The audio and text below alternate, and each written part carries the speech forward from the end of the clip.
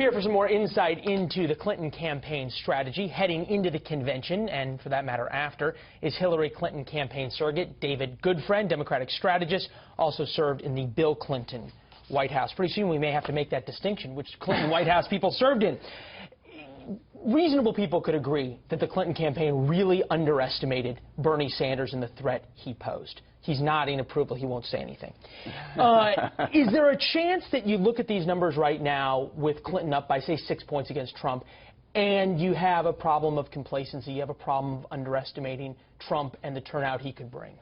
Well, that's certainly not what I'm hearing from the Clinton campaign, and I do think that What are you hearing? What I'm hearing is that leave no stone unturned. This is a fight that we're gonna take right to the finish line, and it's going to be a tough fight.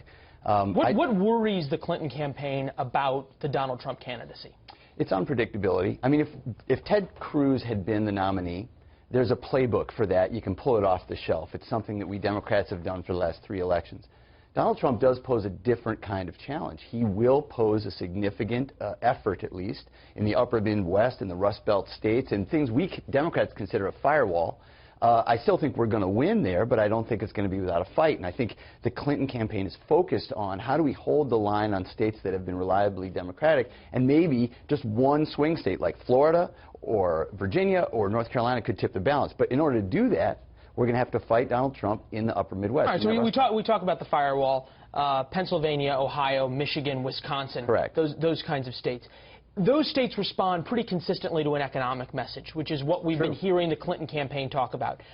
Do the terror attacks, San Bernardino, Orlando, and let's say we get 1 or 2 or 3 more, God forbid, before November, does that all of a sudden shift the topic to something you guys don't want to talk about inside Trump's wheelhouse, going back to his Muslim ban, those kinds of things? Not at all. In fact, I think the qualifications that Secretary Clinton brings to these conversations appeal to a large swath of the American electorate that's nervous about Donald Trump and his own unpredictability. So let me put it this way. There are certainly some voters who will respond to Donald Trump's arguments if there's another, God forbid, as you say, attack.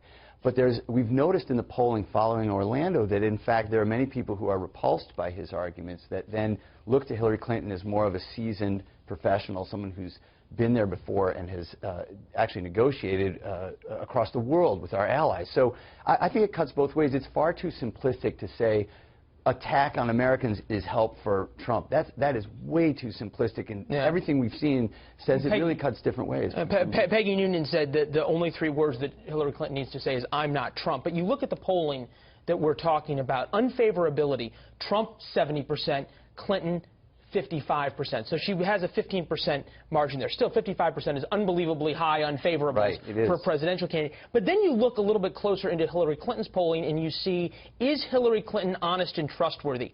66% say no. That is a new all-time low or high, depending on how you look at that number. Isn't it easier to become more likable in Trump's case than it is to become more trustworthy in Clinton's case? Well, I want to answer your question this way. For the first time in American history, we have 2 nominees this unliked. Okay? Right. That's a fact. You just have to look at history. It's a fact. But voters are smart. I'd never underestimate the reasonableness of the American voter. And what voters look for in somebody is this someone who's going to fight for me and help me and work for me? Look, you don't have to like your lawyer, okay?